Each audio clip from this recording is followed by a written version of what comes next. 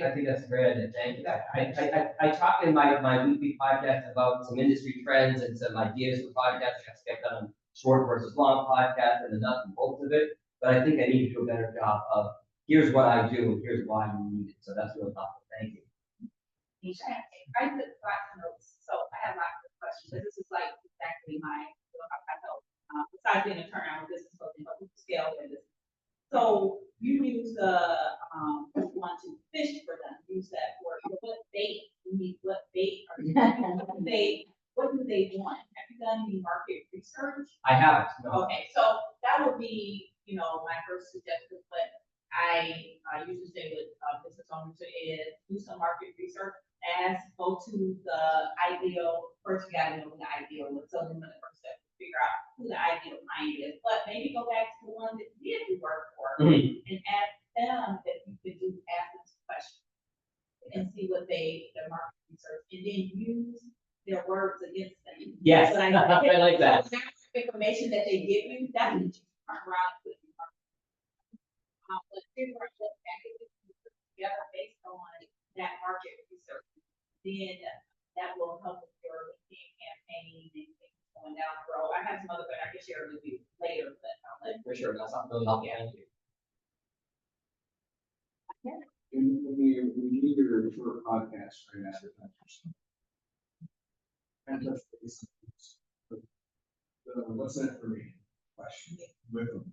Yeah. Right. If I saw your podcast and you're talking about the nuts and bolts of podcasting, I go, that's cool. Right. Because that's fair. Right? But if I'm doing my own podcast already, a small one, I post video every couple weeks, whatever, and you now take a video and say, here's what normal people do. Now let's compare it to what I turned that into, all in 2 minutes or less. And now you're telling me, hey, what you're doing seems okay. It's not. So what's in it for me is take it to the next level. Sure. Which is what you were trying to do. No, that's helpful. And I think to be fair, when for example, the financial advisors I work with their podcast, they're talking about specific things in the space, and they're using it as a brand new tool to be a subject matter expert. And that's the mentality I've taken in my podcast. But I think to your point, I need to do a better job, both of your points, a better job of sales and marketing of myself, as opposed to, hey, I know a lot about podcasts, I'm a podcast guy, but I transition that into here's why you need me and how I can help you. Yeah, I think we're financial advisors to everybody else are saying, hey, I'm the expert. Yeah. You are the expert in support team. Right. So you saying, hey, I'm an expert podcaster. Cool. I want to hire you to do my podcast to be a speaker. You're hitting the right notes. But if I still need to be the speaker, I still need to be the face of the company. I need somebody to support. And I think that's what you're trying to sell. What you're trying to sell is. Do you think, follow up to that, do you think it'd be, I think I'm trying to get to more is those video shorts, YouTube shorts, Instagram reels, things like that. I think I need to do a better job of taking those of the client work that I've done and putting them on my social and saying, here's what I do. Yes. I need to do more of that. Yes. Was taking something you've done, not just you yourself, as you're promoting and trying to get other people, showing what you've done, people can see what your work that they're trying to do. Yes, thank you. Similar to all that, like, I don't know if you created a sizzle reel for industry. On my list to do. Okay. Yeah. So I've gotten into some video lately. I mean, from radio, I'm an audio guy. I'm blogging and talks here for video podcasts now, so I'm talking about video as well. So I think I need to make a sizzle reel of opens that I've done, voice over podcasts, and keep it 60 seconds or less. That, yeah. Yeah, and when you make those sizzle reels, tag the clients you want to attract, who you want to attract. Okay. Because you're essentially right now you're in the sales part of your business, so you want to buy in from those people you want to attract. So if you want corporations, figure out what they need and go in it from a marketing perspective of this is what you need, this is what I provide. Or a nice boots on the ground question is, what have you done in the past to boost your your sales, your business? When you are meeting with somebody, what have you done? Yes. And then how can you enhance that? So Okay. how can you level them up? Right. I love what you just did. It was wonderful. That pre-campaign sounded like it was working. Now let's take it to the next level. I love that. Thank you. question. Yes, This sir. is a dumb question. No, there are some questions. So what's the value of podcasts? Why do people get in podcasting? Is it to sell themselves? Is it to make money? Is it a little bit of both? That's a question I get all the time. I'm glad you asked it. So it's funny. I'll have folks come to me say, I want to do a podcast because I want to market my business. I want to have a podcast because my friends think I'm funny. You're gonna pay me fine. I'll do it. That's probably not gonna be paid. And I think a lot of folks that get into a podcast, they get stuck on these KPIs of, how many downloads, how many streams, how many listens, how many views did I get. What I tell clients, it's a branding tool and it's just giving you repeated exposure to your audience. Again, financial advisors, a financial advisor might get 50 downloads an episode. It's not a lot, but if they get one high net worth client out of it, my services have more than paid for themselves.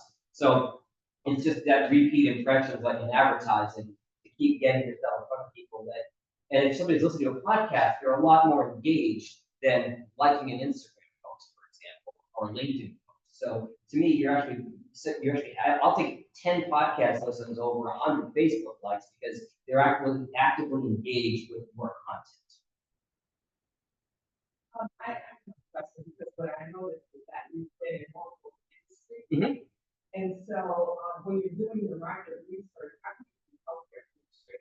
And so identifying who are your corporate clients that you're going after, because, the healthcare industry is kind of a specific lane. And so Sure. what they're going to want to see is what have you done in our lane that's going to be helpful. And, because they're more about bringing more patients, what kind of podcast would allow patients to hear something that's going to say to me, I want to know the Henry Ford versus Beaumont. Right. No, that's very helpful. Thank you. That's a good thing to think about. That's a target audience she's identified. Okay. So obviously you want to drive your market. You have a target list. You have a list of 10, 20, 50 companies that, hey, these are the markets. I have not done that yet, no. Okay, so obviously what she's saying, having a niche market that she caters to is beneficial because it's going to put you more in the way of adding value to a specific client. It's going to be easier to talk to them and kind of get your foot in the door for those conversations. Like what you're going to want to create part of this. And then utilize tools like LinkedIn, go on there, these large corporations are going to have CMO, like marketing officers, they're going to have marketing directors, they're going to have managers who are in the area. You can just start cold calling. Yeah. So you can utilize LinkedIn, you can utilize email, right? But I'm a traditional person, I'm a work. Sure. But you also can talk. Yeah, right. So utilize that, leverage that. If you can get somebody on the phone, you should be able to get your foot or either with a full scale meeting or with a, hey, can I at least send you a presentation? Right? And when you're sharing this presentation information, you should definitely include data in there on how you will help drive traffic. Yep. And it will help drive revenue, because that's what their ultimate goal is. Sure. Is return on investment. Right? Now, if you don't have phone numbers for these individuals, because that's not what we're doing for them, it's a good part to buy that information for a reasonable cost. I would Okay. I just want to add on to what he was saying, because if you don't have a phone number, one of the things that, people secret ID, it's not just their Facebook stalking, but LinkedIn stalking. Yes. Yeah. And when you go to their page, they will be posting where they are, what conventions or conferences that they're attending. You find out where they will be, or you attend those conferences and meet other people. Where it is. So that's, that could be like a whole, whole thing. But yeah, take advantage of what they're posting, where they're sharing. I'm just gonna write on what Tanisha's saying, because I cannot tell you how many people I've talked to lately who are kind of afraid of LinkedIn, even though they love LinkedIn, they're also like. I love sales. LinkedIn, Yeah. No, but hear me out, you're getting like all these inbox messages, people are buying into the level of being able to direct message you and stuff, which is like, wait, do I know that person? Do I meet that person? But what Tanisha was just saying was literally go as a person and look at the person in the company and saying, I'm going to, or interested in this event. And if that's your target market, that's where you're scraping your information. not by just bombarding people on LinkedIn. It's so funny you said about calling versus emailing. I was born in 1980, so I'm a borderline Gen X millennial. I'm a millennial, and my wife was born in 78, so she teased me that I am millennial. And she's more likely to email somebody than call, so that's probably mentally have to work through sometimes. I should pick up the telephone for the bus. With the LinkedIn stalking and attending places. I need to find a new name. Who are you stalking? What? Yeah, exactly. Market research. One of the things I do like doing showing up to events is I hate paying to go to conferences. Sure. Right? The somewhere is ridiculous. Yeah. But the most valuable thing that comes out of those conferences next to the face-to-face time that you may randomly walk up to somebody and just meet is the list they give you after. Yes. You're buying that list, right? Every time I do a conference like that, I go through it, everybody on the list is added to my contacts. Yeah.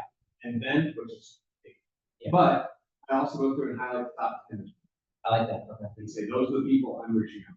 Because the worst thing you can do is just blast everybody out here and go, hey, met you at this conference. Like, right?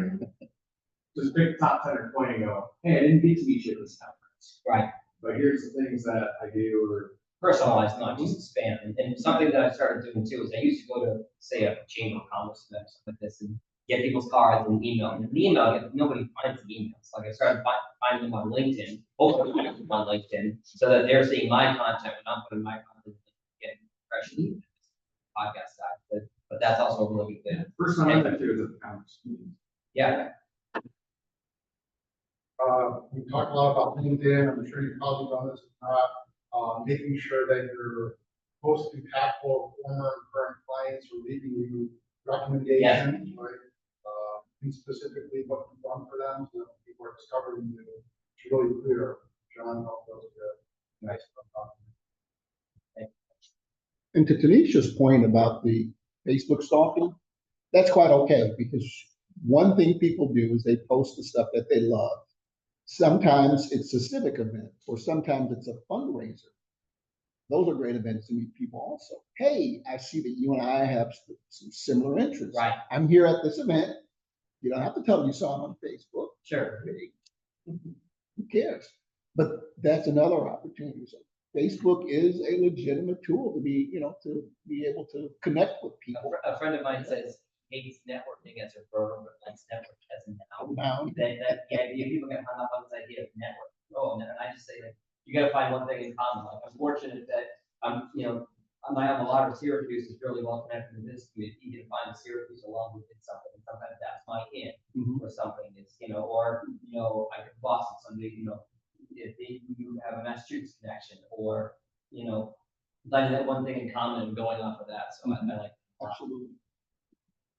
You've heard a lot about sales and how to drive yourself a client, but I wonder if you could also look at what you are offering with an intrinsic value, because many big corporations have their business development department or their marketing department tapping into what makes people sing. So the education component of a podcast can be valuable to those large corporations. For example, the real estate industry. There are people who log on every day and listen to real estate podcasts because they want to be successful agents. Yeah. And so you can figure out the intrinsic value that you can bring to some of the larger corporations. They already are aware that they're missing that piece, and they want to bring the heart and passion of their mission statement into everything they do, and that's a perfect place for you to land. Very often. It's kind of what I did with Hilton. It was an internal communications podcast. It wasn't marketed externally, but they're one of the best places to work because they offer so many perks for employees and sabbaticals to follow your passion project, paid time off and all that. So we did the series where we interviewed folks who won this sabbatical and done something really cool, and giving back to the communities across the world. They put that on the intranet sites for employees to learn about this program. It was marketed internal, so it sounds a little bit similar to what you're saying. So, did you enjoy doing that? I did. You did? So did you guys just hear that huge nugget that you already had? So if you were able to just write out the process that you use when creating that internal, right? Because if anyone here has ever worked for a company before and your boss said, we have a 10-minute podcast that's happening every Monday, and you guys need to listen to it. In the back meeting, we're gonna bring up the key point, right? Yeah, And that's within the corporate company, and you're looking to attract corporate companies, so you can say, hey, are you trying to get messaging across? Your people are listening to podcasts on their own for Right. enjoyment. How about you try that in your marketing, to I love help that. retain your workforce, et cetera. So, but before you like jump out and say, I've done an intra podcast, right, with this company before, you should literally, for your own self as a business owner, are you a solopreneur? yes. And I see hands raised of solopreneurs in the room, right? So one day you're gonna have to put on a hat that says, I'm the person doing the work, or I'm the seller, or I'm the whatever, I mean, have a virtual assistant that can help that person. Sure. So the suggestion would be to start to write out the process, because when you hire someone in, you have to have a process for them to look at. It can't just be you talking at them and what you used to do and how you used to do it, and now here's what it is, and you want them to fix it. Write out a process. Mhm. As if your next 10 clients are intra-corporate listeners. Yes. Because you've already had success with that. You can start with that as a testimonial. And that was the thing, is I felt like that opens some doors when somebody says, who do we work with? And I say, consider project building hotels. Oh, okay, well, Yeah. maybe this corporate client, so I feel like that's kind of my foot in the door. So in the room, is there anyone who has a relationship with a corporation that might be interested on your marketing to help them connect to them and say, hey, I'm looking to grow this part, like an intro one, or an educational podcast for your staff, right? And we got HR department. And then an HR department. And so, Carmen works with Machine Works, right? Machine Works. We need it. They need like this. Cohesive. Talk to us all, get us on the same And, page. for all the offices all over the state, you want to get information out. Right, and they have different topic lines that they would introduce. And so, Absolutely. I'm also hearing a little confusing information, but I think it's clear, but I'm just gonna say out loud. Please. Not only is John like an expert in talking on radio and creating content, he also is behind the scenes guy. So which one of those things do you really want to be, the behind the scenes guy, or the guy who's gonna do the talking, or both, or what is it? Well, that's interesting. I'm glad you asked that question, because yes, I love talking on the microphone. I love co-hosting a podcast, but it depends on the client. Sometimes the client will say, I want to be the one on the microphone, and I say, great. So I feel like I've done both, and I felt like there are a lot of people who edit podcasts. I'm on the Facebook, 7,000 podcast editors. But I felt like my point of differentiation, my unique selling point, was that I could also co-host with my background experience as radio DJ. So I feel like that's my strong suit, but I'm afraid to like lean into it too strongly and cost myself clients that want to be on the mic themselves. Your strong suit is which one? My strong suit is being on the mic and doing the interview. Okay, so and then you want to think about what Jeff said, which is, I'm a one-offer, I make my own, but when you show him, here's all the things it takes to be behind the scenes, he would hire an editor. So you need to hire an editor. Right. So that you have someone editing the podcast in your style, so you can be the interviewer, the marketer, the pitcher, Right. as a thought.